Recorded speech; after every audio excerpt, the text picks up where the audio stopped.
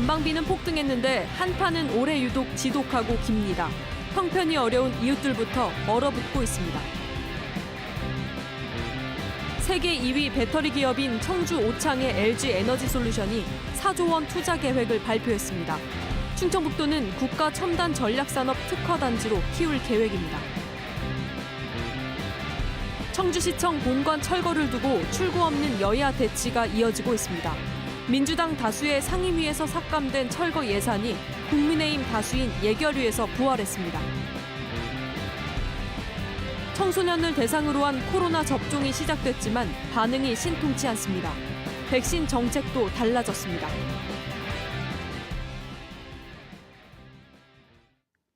네, 시청자 여러분 안녕하십니까? 계속해서 MBC 뉴스투데이 충북입니다. 일주일째 한파특보가 이어지는 추운 날씨가 계속되고 있습니다. 오늘 아침도 든든히 입고 나가셔야 할 텐데요. 이렇게 날씨가 추워지면 난방비 걱정이 큰 취약계층은 더욱 힘겨울 수밖에 없지요. 김은초 기자가 직접 만나봤습니다. 청주 무심천 전체를 스케이트장처럼 얼려버린 한파. 비좁고 허름한 주택가로 더욱 매섭게 불어닥쳤습니다. 골목은 전부 빙판길이 돼버렸고 집 안까지 차갑게 얼어붙었습니다. 문틈 사이 매서운 우풍을 담요로 가려보고 두꺼운 외투를 껴입었지만 몸은 연신 으슬으슬 떨립니다. 씻는 건 끔찍한 일입니다. 석가스 원래 비싸니까 뭐 할 수가 없어요. 지금은 뭐 아직 내가 찬물로 감으니까 머리를. 현재 등유값은 1년 전에 150% 남짓. 늘 돈 때문에 잘 못하던 난방이지만 올해는 특히 엄두도 못 냅니다. 이거 하나? 예, 이거 하나. 뜨뜻한 기가 올라오면 밖으로 안 올라가니까. 90번째 겨울을 맞는 할아버지도 난방비 걱정은 마찬가지. 방 한 칸만 겨우 데워서 거실 바닥은 냉골입니다. 근데 기름 아끼느라고 필요 없는 데다가 뭐 기름 내필 게 뭐 있어. 폐지를 주워 생활비를 조금씩 버는데 길이 얼어 일주일째 못 나갑니다. 그나마 벌어야 할 푼돈마저 못 법니다. 못 나갔지. 뭐 댕길 수가 있어. 다 빈몸도 미끼럽고 날이 춥고 하니까. 설상가상 한파는 더 기승입니다. 충주 수안보가 영하 18.8도까지 떨어지는 등 충북 대부분 지역의 일 최저 기온이 영하 10도를 밑돌며 이번 겨울 최저치를 연일 경신하고 있습니다. 한파특보도 일주일째 계속돼 낮 기온도 종일 영하권을 맴돌았습니다. 주중 기온이 조금 올랐다가도 다시 눈과 함께 영하 10도 안팎의 한파가 기다리고 있습니다. 계속되는 강추위에 취약계층은 유난히 힘든 겨울을 보내고 있습니다. MBC 뉴스 김은초입니다.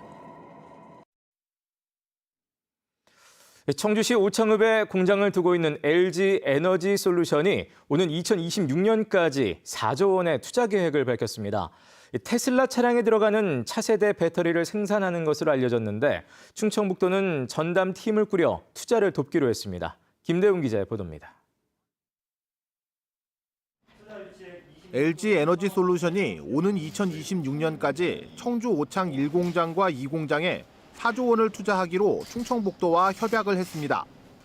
현재 전기차 업계에서는 원통처럼 생긴 배터리 수요가 늘고 있는데 중국에 이어 세계 2위 배터리 업체인 LG 에너지솔루션이 세계 시장에 대응하기 위해 대규모 투자에 나선 겁니다. 원통형 배터리는 지름과 길이에 따라 2170 라인과 4680 라인으로 나뉩니다. 2170은 현재 양산하고 있는 주력이고 크기가 더 큰 4680은 용량과 출력이 높은 차세대 모델입니다. LG 에너지솔루션은 지난 6월에 기존 모델을 만드는 1공장의 설비를 증설하고 차세대 모델을 만드는 2공장에는 시설을 새로 짓겠다고 발표했는데 이번 협약을 통해 5년간 투자액이 구체적으로 확인됐습니다. 특히 업계에서는 2공장에서 주로 만드는 4680 배터리에 주목하고 있습니다. 테슬라 전기차에 들어가는 차세대 배터리를 미국이 아닌 국내에서 생산하는 것으로 오창 공장이 차세대 배터리 연구 개발의 핵심 거점이 될 가능성이 높아졌습니다. 현재 5,000명 수준인 청주 공장 직원도 1,800명가량 더 고용할 계획입니다. 충청북도와 청주시는 관련 기관들과 전담팀을 꾸려 맞춤형으로 지원하겠다는 계획입니다. 행정 인허가부터 공장 착공 또 준공, 가동까지 저희가 책임지고 지원할 계획입니다. 충청북도는 내년 2월 LG 에너지솔루션을 중심으로 국가 첨단 전략 산업 특화단지를 정부에 신청할 계획입니다. 특화단지에 선정되면 해당 기업에는 전력과 물 사용에 대한 사업비가 지원되고 인허가도 대폭 단축됩니다. MBC 뉴스 김대웅입니다. 100개월 연속 인구 증가를 기록한 진천 지역의 지역 내 총생산 GRDP가 충북에서 세 번째로 올라섰습니다. 지난 2020년 기준 진천의 지역 내 총생산 GRDP는 전년보다 4.3% 3,200여억 원 증가한 7조 9,362억 원으로 그 전년 도내 4위에서 충주시를 제치고 한 단계 올라섰습니다. 2020년 시군별 GRDP는 1위가 청주시, 2위가 음성군입니다. 한편 진천군의 1인당 GRDP는 충북 평균의 2배를 상회하는 9천여만 원으로 11년째 충북 1위 자리를 지키고 있습니다. 청주시청 본관 철거 예산과 관련해 여야 1대1 동수로 구성된 청주시 의회에서는 한창 힘겨루기가 진행 중입니다. 더불어민주당이 다수인 상임위에서 삭감했던 예산이 국민의힘이 다수인 예결위에서 다시 살아났는데요. 더불어민주당은 본회의 출석 거부도 예고해 초유의 준예산 사태도 우려되고 있습니다. 김영일 기자가 보도합니다. 청주시청 본관 철거 예산 재반영을 놓고 관심을 모았던 청주시의회 예결위 심사. 앞서 민주당 다수인 상임위에서 전액 삭감됐던 본관 철거 예산이 부활했습니다. 표결까지 가는 접전 끝에 국민의힘이 수적 우위를 앞세워 7대 6으로 본관 철거 예산 17억 4,200만 원을 다시 살린 겁니다. 이의 없음으로 가결되었음을 선포합니다. 이제 공은 본회의로 넘어갔지만 한치 양보 없는 여야의 입장차는 여전히 평행선을 달리고 있습니다. 더불어민주당 의원들이 곧바로 의원총회를 열어 본회의에서 본관 철거 예산을 막기로 뜻을 모은 겁니다. 시청 본관 철거 예산이 포함된 기금 운용 계획이 본회의에 상정될 경우 본회의 출석도 거부하기로 했습니다.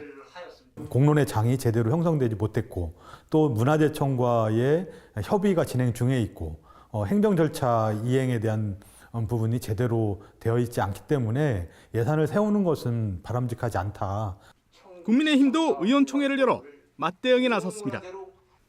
시청 본관 철거 예산은 반드시 처리해야 한다며 총력전을 펼치기로 한 겁니다.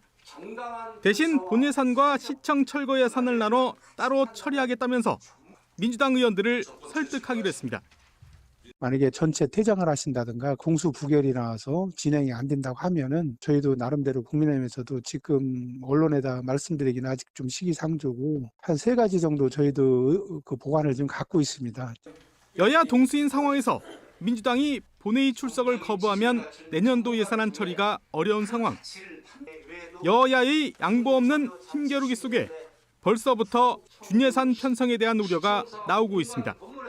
MBC 뉴스 김영일입니다. 청주시의회 임시청사 건물인 옛 KT 건물 매입 여부를 두고 청주시와 소유주 사이에 갈등이 가시화됐습니다. 시의회 임시청사로 옛 KT 건물을 청주시에 임대한 소유자 측은 청주시가 건물을 매입한다는 약속에 따라 보증금도 없이 임대차 계약을 맺었지만 이후 정상적인 보상 절차가 이행되지 않는다며 계약 해지를 통보했습니다. 이에 대해 이범석 청주시장은 중앙역사공원 조성 사업의 일환으로 해당 건물 매입을 계획했었지만 감정가액이 터무니없이 높게 나와 즉각 매입이 어렵다고 밝혔습니다.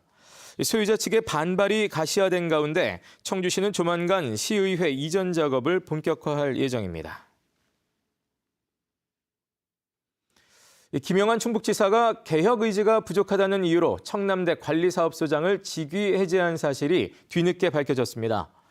김영환 충북지사는 지난 14일 인사위원회 의견을 물어 4급 간부인 청남대 관리사업소장을 직위 해제했습니다. 김 지사는 매년 수십억 원씩 적자가 나는 청남대 수익 창출 방안을 마련하라고 지시하고 구체적인 아이디어까지 제시했지만 해당 소장이 제대로 검토하지 않는 등 직무에 태만해 직위 해제한 것으로 알려졌습니다. 충청북도는 민선 8기 인수위원장으로 일했던 김봉수 전 한국거래소 이사장을 혁신위원장으로 임명해 조직 진단을 한 뒤 후임자 인사를 단행할 예정입니다.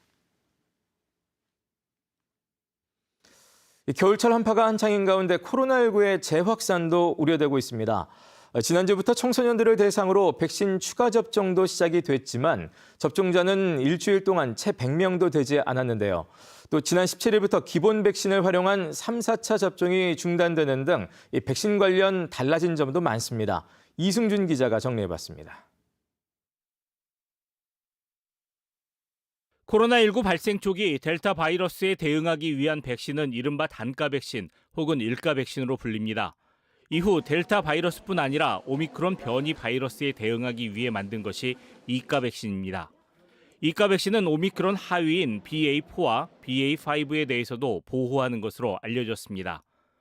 방역당국은 지난 17일부터 기존 단가 백신으로 진행하던 3, 4차 접종을 중단했습니다.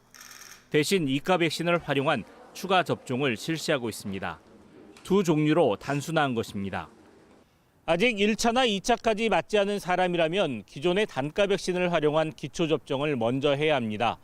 2차 접종 후 90일이 지났거나 코로나 확진 이후 90일이 지났으면 이가 백신으로 동절기 추가 접종만 받으면 됩니다. 기존 3차와 4차 접종을 받은 사람도 90일이 지났다면 동절기 추가 접종을 받을 수 있습니다. 예방접종 사이트에 신청하거나 병의원에 찾아가면 자동으로 선택됩니다.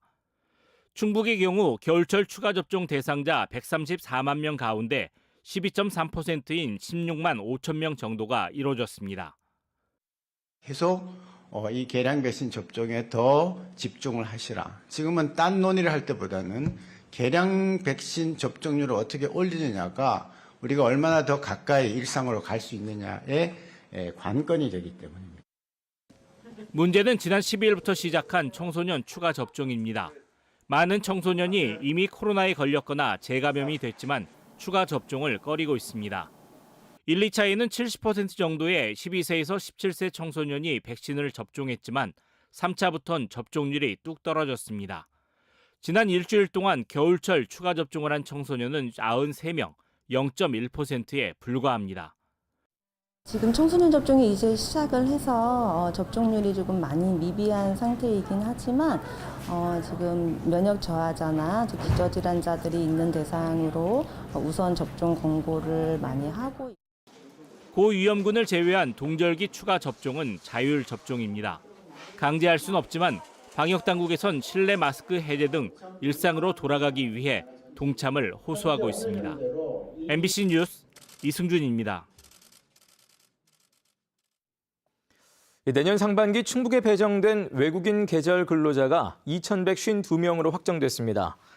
정부는 최근 관계부처 합동으로 외국인 계절 근로자 배정심사 협의회를 열고 전국 124개 지자체에 2만 6천여 명을 배정했습니다. 충북에 배정된 인원은 730개 농가에 2,152명으로 음성군 548명, 진천군 289명, 괴산군 238명 등의 순입니다. 한편 올 한 해 충북에 배정된 외국인 계절 근로자는 1,136명이었습니다. 윤익은 경찰청장이 충주경찰서를 방문해 건설 현장 불법행위 검거 유공자들에게 특진 임용장과 표창장을 직접 전달했습니다. 윤 청장은 충주서 정보안보외사과 임종대 경위를 경감으로 1계급 특진 임용하고 형사과 장수아 경위와 홍두선 경위에게 경찰청장 표창장을 수여했습니다. 이들은 지난 13일 충주 한 아파트 공사 현장에서 고용 촉구 집회를 하다 동참하지 않는 다른 조합원을 흉기로 위협한 노조원을 현장 검거해 전국 건설 현장 불법행위 단속 기간, 빠른 범죄 첩보 수집과 집회 관리 등의 공로를 인정받았습니다.